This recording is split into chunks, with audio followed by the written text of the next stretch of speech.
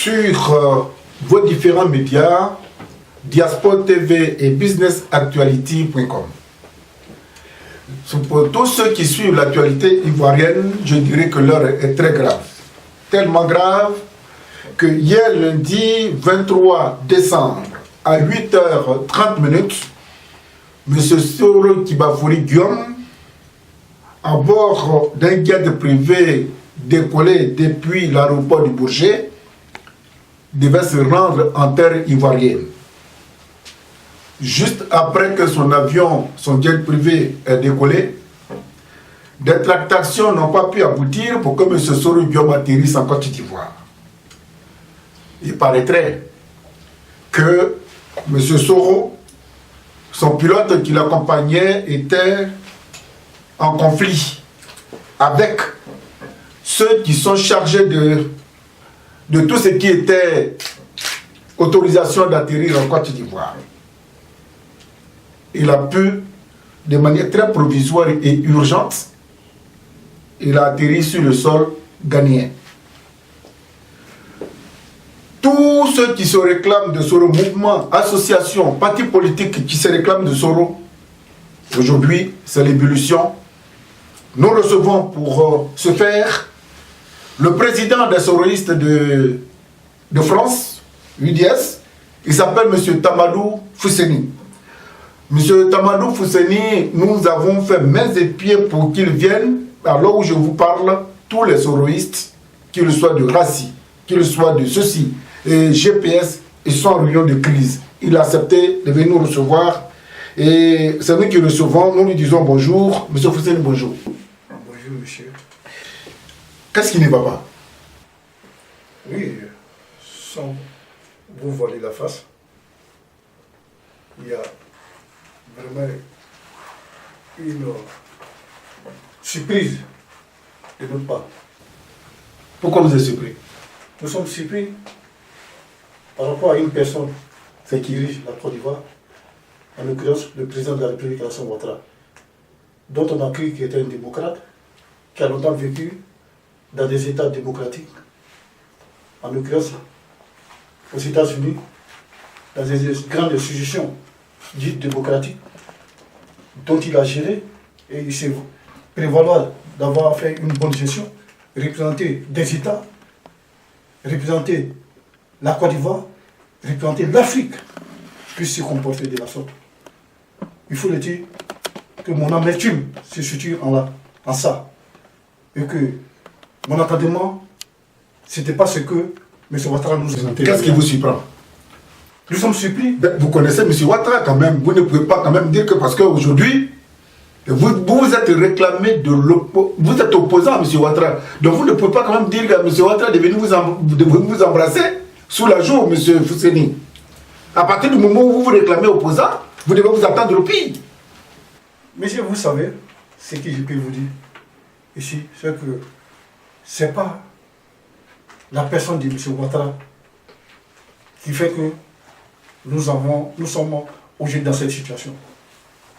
Nous avons à un moment donné dit que l'homme a fréquenté dans des pays démocratiques, dans des pays où le droit d'homme... Mais il est au pouvoir. Il est président de la République de Côte d'Ivoire. Donc vous me dites qu'il est au pouvoir. Oui. Donc quand on est au pouvoir, pourquoi M. Macron ou bien Donald Trump ne se comporterait pas? Mais les conditions dans lesquelles monsieur vous l'avez aidé à prendre le pouvoir, pourquoi est-ce que vous êtes surpris de le voir agir contre vous? Vous le connaissez mieux et puis du coup vous dites non, à partir d'aujourd'hui, on veut faire chemin à part, moi je suis candidat, je vais t'affronter. Et M. Fousseni, vous n'allez pas quand même dire à M. Ouattara qu'il est démocrate ou qu'il ne l'est pas. Assumez votre divorce. Nous ne regrettons pas de voir partir. Pour un premier temps, alors, M. Ouattara nous imposait. Et il faut le dire, nous ne sommes pas de la droite. De la droite intégriste, de la droite qui s'oppose à l'opinion nationale et même à l'opinion internationale. Nous ne sommes pas une branche dure de la droite. D'ailleurs, nous, si vous savez très bien, M. Guillaume Soro n'a jamais été un homme de droite. On a été toujours des hommes de gauche. Oui, mais bon. Et les circonstances ont fait que oui. des circonstances ont fait que nous nous sommes dit, en tant que socialistes, tant qu'il y a une injustice quelque part, il faudrait sortir de soi-même et détruire cette injustice. Monsieur Fousseni, cette injustice, qui l'a causée? Un matin, vous avez pris les armes pour installer monsieur Ouattara au pouvoir. Et tuer, c'est pas encore plus juste? C'est pas plus injuste que blablater tout ça? Monsieur Etienne. Oui. Vous pouvez... Monsieur Soro dit qu'il est le père de la rébellion. Et c'est cette rébellion-là qui a installé M. Ouattara. Aujourd'hui, vous ne pouvez pas nous dire que non, nous on est de gauche, lui il est de droite, ainsi de suite, mais que nous combattons l'injustice, M. Fousseni. Qu'est-ce qui s'est passé en Côte d'Ivoire et qui nous a amené à prendre des armes? Vous avez dit que quand on porte des boubous, on était stigmatisés. Les boubous, on les porte toujours. Et quand vous le dites, vous avez vu une fois M. Guillaume Soro dit que parce qu'il a porté un boubou, qu'il a été offensé, ou il a été opprimé, ou il a été agressé? Je vous pose la question. Non, ici c'est moi qui pose la question et vous me répondez la même question que vous me posez. Répondez. Puisque le monde entier vous regarde. Effectivement, il y a des questions qui donnent réponse aux questions que vous posez. Certes, vous avez dit des faits qui se sont déroulés. Vous dites que Guillaume Soro s'est donné cette paternité de la rébellion. Guillaume Soro n'a jamais été un faux fuyant. Il a toujours assumé. Il a toujours assumé. Et c'est ce qui a fait qu'aujourd'hui, toute la Côte d'Ivoire, tout le monde entier se reconnaît en lui, toute la jeunesse africaine. Comme je vous ai dit, nous sommes là pour ce qui est de l'intérêt de la nation ivoirienne, du peuple ivoirien et du peuple africain. Et ça, je ne vous dirai pas le contraire. Et nous allons foncer jusqu'à ce que cela peut arriver. Un coup d'État? Vous voulez faire un coup d'État? Non, nous sommes des démocrates. Vous voulez faire une insurrection populaire? De toutes les façons, ce qui se présente aujourd'hui, vous êtes tous témoins. L'opinion nationale et internationale est témoin. La CEDEAO est témoin. Donc, pourquoi me poser la question de savoir? C'est la seule alternative qui vous reste. Puisque votre menton n'a pas pu atterrir en Côte d'Ivoire. C'est-à-dire que vous allez faire une opposition par correspondance. Tous ceux qui se réclament de Soro, son petit frère, Alain Lobognon, le président du RACI, et tous sont aux arrêts aujourd'hui. Qu'est-ce qu'il vous reste à faire? Vous allez négocier avec le pouvoir? Vous savez, en tant que démocrate, Guillaume Soro, en tant que démocrate, a toujours prôné la réconciliation, la paix, la justice, et a toujours dit que nous choisissons la voie démocratique. Quelle est la voie démocratique? C'est d'aller aux urnes. Et c'est pour cette raison qu'il a passé 6 mois ici, dans un pays. Sous la contrainte d'une interdiction de retourner en Côte d'Ivoire. Comme vous l'avez remarqué, M. Guillaume Soro, auparavant, n'avait pas d'interdiction, puisque la constitution ivoirienne de 2016 est inscrite, la constitution que j'ai dit votée en 2016, élaborée par Ouattara et son clan, dit qu'aucun Ivoirien ne doit rester à l'extérieur. Il y a plein de gens qui sont à l'extérieur, monsieur Fousseni. Il y a plein les gens de Gbagbo, tous ceux qui se réclament de Gbagbo sont encore pleins au Ghana et au Bénin. Il y a même des cadres du PDCI qui sont contraints de quitter le territoire. C'est la raison pour laquelle j'interpelle là, M. Ouattara. C'est aujourd'hui que vous l'interpellez. On l'a toujours interpellé. C'est aujourd'hui? C'est pas aujourd'hui, on l'a toujours interpellé. Si vous avez remarqué, Guillaume Soro, il a été, en tant que président de l'Assemblée nationale, a toujours dit et a toujours interpellé M. Ouattara et a toujours demandé que la justice internationale, la CPI, qui avait bloqué Laurent Gbagbo, puisse alléger et puisse libérer Laurent Gbagbo et que Laurent Gbagbo puisse rentrer en Côte d'Ivoire. Guillaume Soro a toujours... Ce n'est pas que lui-même il soit contraint de le rejoindre. Si, il le rejoint. C'est que M. Ouattara va rejoindre aussi Guillaume Soro. Ah donc c'est vraiment un combat de titans alors? Nous ne faisons pas de combat de titans avec personne, mais nous sommes dans une logique démocratique. Alors, M. Fousseni, il se trouve que dans nos enquêtes, M. Soro Guillaume a demandé à rencontrer le président Ouattara. Lorsqu'il prenait son avion hier, il était question que les deux se rencontrent. Qu'est-ce qui n'a pas marché? Oui, le président Guillaume Soro, effectivement, souhaitait croiser M. Ouattara par rapport à ce que vous avez vécu. Parce qu'il a reçu l'information. Alors, M. Fousseni, M. Soro a demandé à rencontrer le président Ouattara. C'était dans quel cadre? Pour aller se mettre dans le rang? Et c'est pour quelle négociation? Si vous en savez quelque chose. Non, ce n'est pas d'aller se mettre dans le rang. Parce que nous avons déjà annoncé notre candidature depuis Barcelone. Nous avons dit que nous allons concourir à par voie démocratique. Voilà, par voie démocratique. Et nous avons voulu participer à ce jeu démocratique. Et vu les infos que nous sommes parvenus à l'aéroport, donc en tant que démocrate, Guillaume Soro, en tant que démocrate, avait voulu suivre la voie de la démocratie, aller vers M. Ouattara, effectivement, quelque chose, c'est qu'on va dire, qui était quand même un des présidents septuagénaires de la Côte d'Ivoire, vu notre âge, notre génération, par le respect coutumier, aller vers ces personnes âgées et leur faire comprendre la politesse. Faire comprendre que la violence, ce n'est pas de notre nature. On n'est plus à l'heure de la violence. Et que les problèmes ivoiriens seraient sous l'arbre à parole. Donc c'est dans ce sens que M. Guillaume Soro avait voulu croiser M. Ouattara. Lui dit que ce qui est dans leur agenda d'opprimer et d'oppresser. Ça dit que c'est Soro qui va aller donner des consignes, des leçons de morale à M. Ouattara. Ouattara, c'est pas un peu tôt aux effectivement, même chez vous, dans votre maison, vous allez voir que même au sein de votre famille, le plus petit peut donner conseil au plus grand. Si Dieu lui a donné... En politique, oui, c'est ce qui se joue dans les familles, c'est l'image aussi de la politique qui doit se réverser en politique. Est-ce que vous êtes étonné de tout ce qui vous arrive? Dire que nous sommes étonnés, non, nous ne sommes pas étonnés. Et pourquoi vous dites que vous êtes surpris? Nous sommes surpris parce qu'on n'a pas voulu comprendre ceux qui nous avaient informés, qui nous avaient donné des informations pour dire que Ouattara allait agir à cet instant où nous serons dans un avion pour aller fêter en famille, pour aller fêter avec le peuple ivoirien et pour aller à la réconciliation avec le peuple ivoirien. Vous avez vu tout récemment que nous avons été à La Haye, je ne dis pas à La Haye. Oui, à La Haye pour aller voir Bleu Goudé. Oui.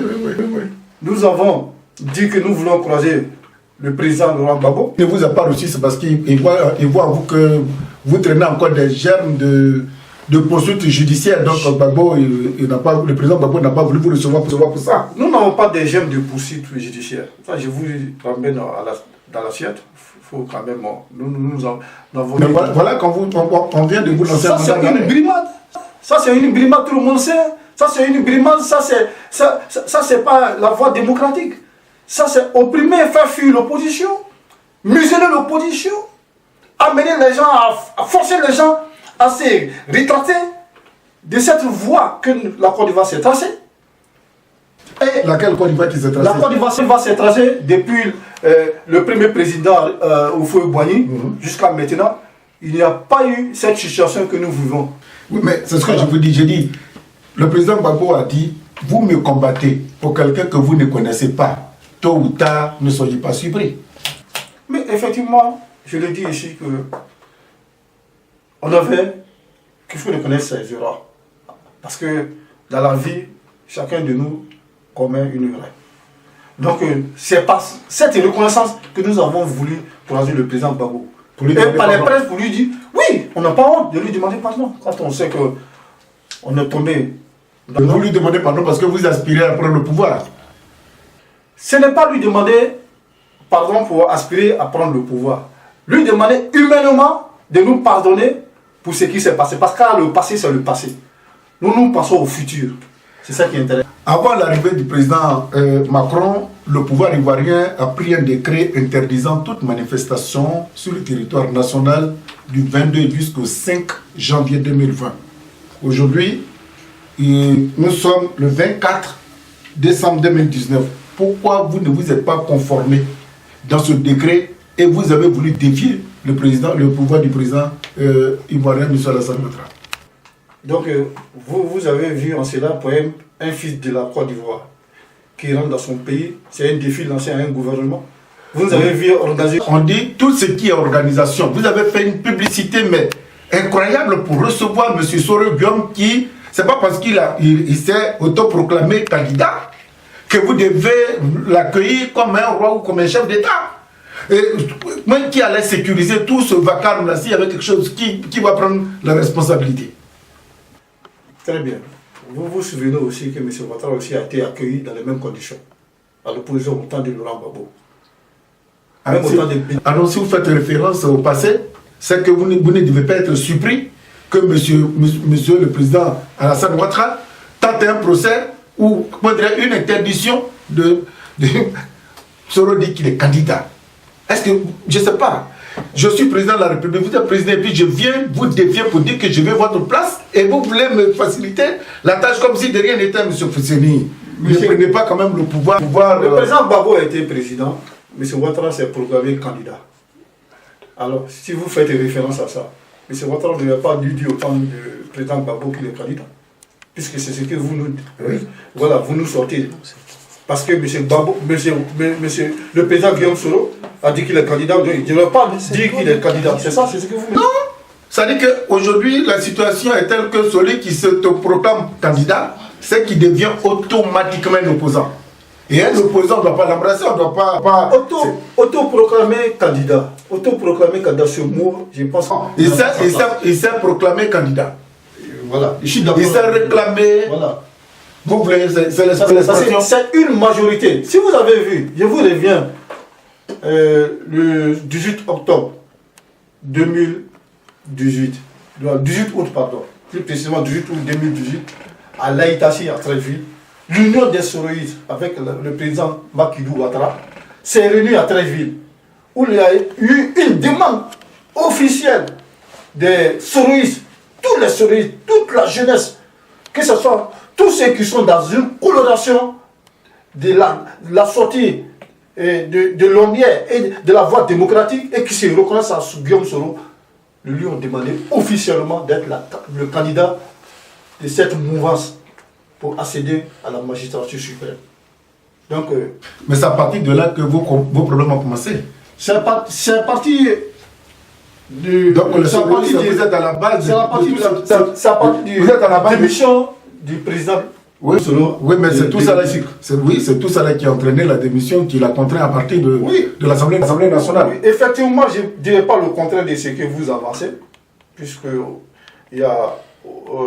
ne peut pas dire on peut se référer de la taille d'un pygmée par son nombre. Vous comprenez? Voilà. Bon, la visite de M. Macron.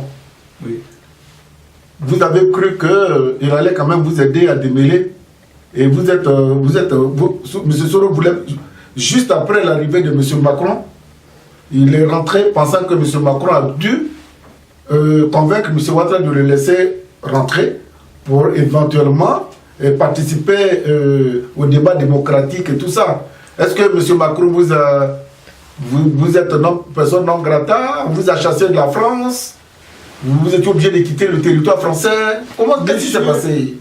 Monsieur le journaliste Étienne ne fait pas d'amalgame. Monsieur Macron, sa visite avait été officialisée, annoncée et proclamée. Oui.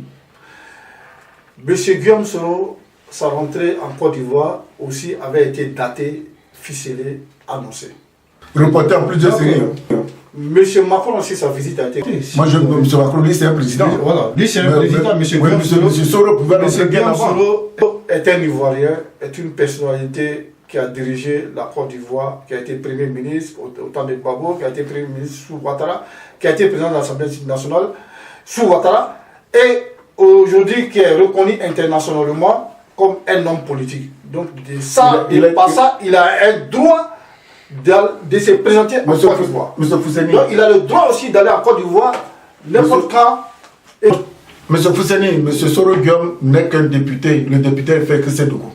Pourquoi voulez-vous dérouler tous les tapis dont il n'a pas accès aujourd'hui? Il est député. Mais il y a des personnes qui n'ont pas été députées, donc on a déroulé le tapis. Qui par exemple? Et je ne dirais pas seulement en Côte d'Ivoire. Il y a des personnes, des Patrick Talon. Oui. Il n'était pas député. Oui. Parce qu'on lui avait déversé sur le même tapis. Alors, vous savez, Fort Yadema, c'est un exemple. Il n'a jamais été député. Aujourd'hui, vous avez le dos au mur. Comment vous faites? Justement, ce que vous dites, c'est que quand quelqu'un a le dos au mur, qu'est-ce qu'il fait? Il se défend. Et comment? Ah ben, il se défend quel que soit. Si un serpent apparaît devant vous et que vous êtes le ministre d'une machette ou bien un revolver ou quoi, qu'est-ce que vous allez prendre? Vous tirez Qu'est-ce que vous allez utiliser? Si j'ai le pistolet, je vais tenter de tirer. Je vous ramène la question. Oui, je vais tuer le serpent. Vous allez tuer le serpent? Oui, si je peux le tuer, je le tue. Ah, si vous pouvez le tuer, vous le tuez. Ah, d'accord. Pourquoi? Parce qu'il est agressif là. Il est agressif. Il vient vers vous, il est devenu agressif, c'est ça? Donc vous allez le flinguer. Le flingue. La Côte d'Ivoire est tombée en quoi dans ça? Moi je ne parle pas de la Côte d'Ivoire, moi je vous parle du serpent qui a... Oui, mais le serpent reprend la Côte d'Ivoire. Non, le serpent ne reprend pas la Côte d'Ivoire. Oui, mais si vous tuez le serpent, oui. Le serpent, il est dans un environnement. Non, le serpent ne reprend pas la Côte d'Ivoire. Oui, mais... Non, il est la Côte d'Ivoire. Il est le président de la République. Il est le président, mais il n'est pas là. Il est dans un environnement. La Côte d'Ivoire, c'est M. Ouattara. C'est ce que vous lui me dites? Non, il est le président de la République. Il est le président, mais il n'est pas la Côte d'Ivoire. Oui, mais aujourd'hui, vous qui avez caricaturé, donc je vous pose la question de savoir. Je ne pas caricaturer. Oui, mais le serpent... un proverbe africain qui dit, lorsqu'un serpent apparaît devant vous, qu'est-ce que vous faites? D'accord. Donc là, vous informez. C'est un avertissement que vous lancez. Monsieur le journaliste, lorsqu'un serpent apparaît devant vous, quelle sera votre réaction? Je vous pose la question de savoir le serpent qui est là, vous allez vouloir le tuer. Le serpent, lorsqu'il apparaît devant vous et qu'il vient pour vous caresser? Oui, mais le serpent, il est venu devant vous. Mais là, le serpent, vous n'êtes pas en face d'un serpent, là. Tous vos gars sont en prison, ils sont arrêtés. Oui, ils sont arrêtés. Sur quoi vous allez vous baser pour aller tuer ce serpent-là? C'est pour cela que je vous ai dit, il y a plusieurs manières. Le président Laurent Gbagbo a dit, il y a plusieurs manières pour venir au pouvoir. Voilà. Ce qu'il peut vous dire, il y a plusieurs manières pour se sauver la tête. Et ça, c'est le pouvoir en place. Vous pensez que la Côte d'Ivoire, qui a une armée étrangère française installée durablement sur son sol, vous pensez qu'aujourd'hui, un serpent peut rentrer en Côte d'Ivoire sans que les Français eux-mêmes ne veuillent l'écarter, que de venir mordre les gens? Après que ce serpent ne vient pas de chez les Français, si ce sont les Français qui ont mis ces serpents-là pour mordre les Ivoiriens ne se laisseront pas mordre gratuitement par ces serpents. Ils vont toujours tuer le serpent. C'est que nous sommes une nation bien aguerrie, nous sommes une nation qui sait d'où elle va. Alors, vous avez les nouvelles fraîches de M. Soro en ce moment. Nous sommes aujourd'hui 24. J'ai les nouvelles. De Accra, on nous a dit qu'il serait en Espagne et tout ça. Est-ce que vous avez des informations? J'ai des informations sur le président Guillaume Soro. Mais ces informations, je ne vous les donnerai pas tout de suite. On dit qu'il est en Espagne, c'est vrai? Oui, de toute façon, le pouvoir peut vous donner des informations. Mais le pouvoir lance un mandat d'arrêt qu'il peut. Il a lancé un mandat d'arrêt. Le mandat d'arrêt, vous le savez comment il a été lancé. Le pouvoir même, il y a un mandat d'arrêt qui avait été lancé derrière ce même garant du pouvoir dont vous parlez. Et il a pris le pouvoir sans que le mandat d'arrêt ne soit exécuté. Oui, mais il a dit vous êtes dans cette logique. Il a dit, ce pouvoir a dit, étant apparu ici, lors de l'organisation du Children for Africa, ce pouvoir moribond, je le frapperai au moment opportun et il tombera. Donc ce pouvoir a frappé ce pouvoir moribond qui lui avait lancé le mandat d'arrêt. Et ce pouvoir se trouve au pouvoir. Donc il faut dire... Vous voulez dire que le Il y a pouvoir pas- de vous voulez dire que le pouvoir Ce de que M. je peux Ouattara- vous dire, vous voulez dire que c'est le qu'il pouvoir n'y a pas, il y a pas 1, 2, 103. Voilà. Vous êtes vraiment décidé. Nous sommes des guerriers. On ne va pas à la guerre avec des gens qui ont des armes avec un bâton. Vous avez vu quelqu'un qui va, un voleur qui va dans une banque avec, je sais pas, un crayon ou un bois pour aller dévaliser une banque. Monsieur Tamadou Fousseni, quel est le message que vous comptez lancer à tous ces millions qui ont espéré que M. Soro n'était pas un acteur de cinéma, mais qu'il était vraiment déterminé et qui, pour peu, son avion a fait demi-tour alors qu'on l'attendait sur le sol ivoirien. Quel message vous avez à lancer à tous ces Ivoiriens-là qui ont cru en lui et qui sont en train d'être complètement déçus du fait que M. Soro n'est pas allé jusqu'au bout?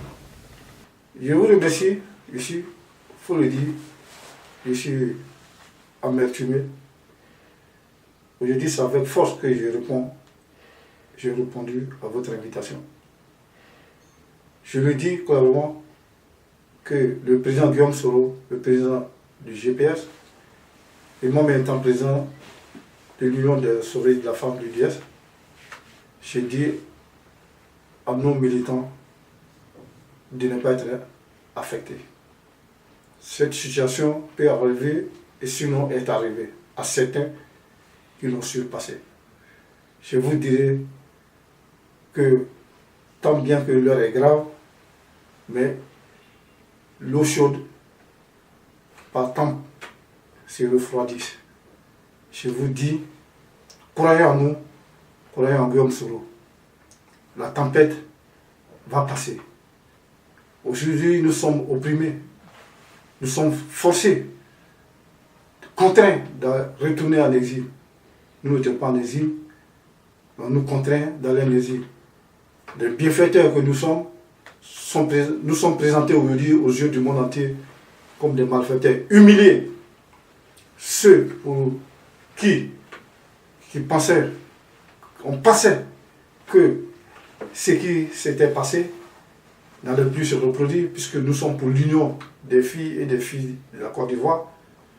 Nous sommes pour l'appel à l'union de tout le monde, tous les partis politiques, pour que la Côte d'Ivoire puisse renaître, se reconstruire, oublier le passé, cicatriser les plaies qui étaient ouvertes. Mais hélas, nous disons à l'opposition significative de la Côte d'Ivoire, Vous n'êtes pas nous interpellons même le professeur Mamadou Koulibaly, qui est aujourd'hui en France. Il est retourné en Côte d'Ivoire. S'il est retourné, s'il m'attend par votre voix, de nous rejoindre et ensemble que nous menons le combat de la libération totale de la Côte d'Ivoire et des Ivoiriens. Par ma voix, vous avez vu même aujourd'hui que le domicile du président du PDCI, Arinkola Bédié, a été encerclé par les mêmes forces de l'ordre qui ont enlevé toutes les barrières de protection qui étaient autour de son domicile. Rien que pour faire peur au vieux président qui a 85 ans, lorsqu'on sait que les actions qu'on mène, des fois, par ces informations qui retombent sur une personne de cet âge-là, peut l'amener à succomber. Mais hélas, ce n'est pas le problème du pouvoir. Monsieur le président Gbagbo est en exil. Tant bien que la justice lui a été favorable, car blanchi. Le ministre Blé Goudé, pareil. Aujourd'hui, c'est le tour du président Guillaume Soro. Ceux qui n'ont pas eu la chance, comme le président Guèye, se sont retrouvés de l'autre côté. Ce n'est pas ça le peuple du Côte d'Ivoire. Ce n'est pas ça la Côte d'Ivoire que nous avons connue. Cette Côte d'Ivoire, cette terre de nos ancêtres, cette terre que Dieu a aimée, que le Seigneur Jésus-Christ et le prophète Mohamed on fait des bénédictions, où l'Union africaine s'est construite avec le président Houphouët-Boigny, où il n'y avait pas de discrimination, d'interpellation, où tout le monde vivait en harmonie, en parfaite harmonie. Jusqu'à ce que la guerre arrive. Où il n'y avait pas d'index indexé, Oui, mais il n'y avait pas de coloration. oui, tout ça là, il y a eu la Et guerre. aujourd'hui, j'interpelle cette classe ivoirienne à être sage, à retrouver cette sagesse. Le combat de Guillaume Soro est un combat noble. C'était une restauration de la démocratie, une intégration de l'humanité, de la solidarité, de la construction, de l'évolution et une évolution des familles que nous souhaitons. Donc je lance autour de dans votre studio ici, à tous les Ivoiriens, à toute la classe opposante, à toute l'opposition ivoirienne de s'unir. Car il faut marcher, il faut travailler dans le sens de la libération totale. Et je dirais à l'Union des soroïstes, aux soroïstes de la France et de l'Europe, que je ferai une tournée européenne. Et avant d'effectuer cette tournée européenne, on commencera par la France à partir de demain à s'organiser, à mener des combats, des meetings et à informer les Françaises et les Français de la situation qui prévaut en Côte d'Ivoire. Et là, nous sommes surpris que le président Macron, président de la République française, puisse séjourner en Côte d'Ivoire. Et dès son départ, et qu'il y ait ces brimades sur le président Guillaume Soro. Ça veut dire que la France vous a lâché. Que nous n'avons jamais compté sur la France. Pour un combat, il ne faut jamais compter. Et si je dirais que seule la chaussure sert si les chaussettes ont des trous. Donc nous demander que nous comptons sur quelqu'un, nous n'avons jamais compté sur quelqu'un, nous avons toujours compté sur nous-mêmes. Et dire que nous sommes contre aussi la présence des Français en Côte d'Ivoire, nous ne sommes pas auteurs, acteurs de ça. Mais nous voulons que la Côte d'Ivoire retrouve sa arme, son état d'hier, c'est alors se vivre ensemble. C'est ce qui nous intéresse. Alors, M. Fousseni, aujourd'hui, la Côte d'Ivoire qui est sortie des mailles d'une guerre pendant près de 10 ans, les Ivoiriens ne souhaitent plus retomber dans une violence. Ils veulent que tout se passe très bien. S'il y a un problème qui oppose M. Alassane Ouattara à M. Soro Guillaume, ils peuvent régler autrement que par la violence. Si c'est une intimidation, nous disons ici que de vengeance en vengeance, la Côte d'Ivoire perdra beaucoup de sa substance nourricière que les Ivoiriens ne veulent plus retomber dans ce qu'ils ont vécu dans les années 2004, 2008, 2010, 2011. C'est ma conclusion. Avez-vous quelque chose à ajouter? Ce que je peux ajouter à votre conclusion, c'est que la Côte d'Ivoire renoue avec son passé. Le fils et les filles de Côte d'Ivoire puissent se retrouver. Guillaume Soro, un homme de paix, de courage, a toujours réclamé cette paix, a toujours réclamé cette attente et se vivre ensemble.